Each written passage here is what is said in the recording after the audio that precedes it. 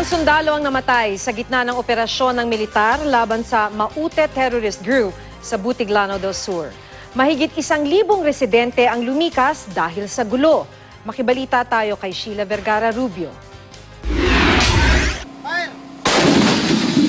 Mas pinaigting ang operasyon ng Philippine Army laban sa Maute Terrorist Group sa dalawang bayan sa Lanao del Sur. Nagpaulan ng artillery ang 103rd Brigade sa mga kuta ng teroristang grupo sa bayan ng Lambayanage at Butig. Ang ilan pang kinaroroonan ng mga terorista, pinasok ng mga sundalo. Sa gitna ng military operations, 2 sundalo mula sa 65th Infantry Battalion ang namatay matapos masabugan ng landmine sa bayan ng Butig. 5 ang sugatan. Dinala na sa ospital ang mga sugatan at ilan sa kanila ang inoperahan para tanggalan ng shrapnel sa ulo at mukha.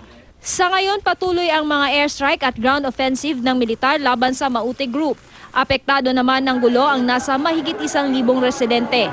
Ang ilan sa kanila tumuloy muna sa kanilang mga kaanak sa ibang lugar kung saan ligtas sila mula sa bakbakan ng militar at Maute Group. Namigay naman ng food supplies ang Provincial Social Welfare Office sa mga evacuee.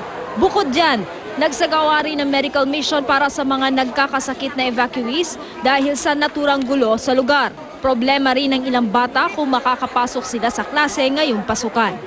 Paano ka makapag-aral? Hindi na namin alam. Hindi na niyo alam?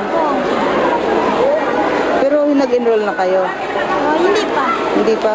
Wala pang enrollment? Wala pa. Anong grade ka na sana? 3rd year. Sheila Vergara Rubio, Nagbabalita, Pilipinas.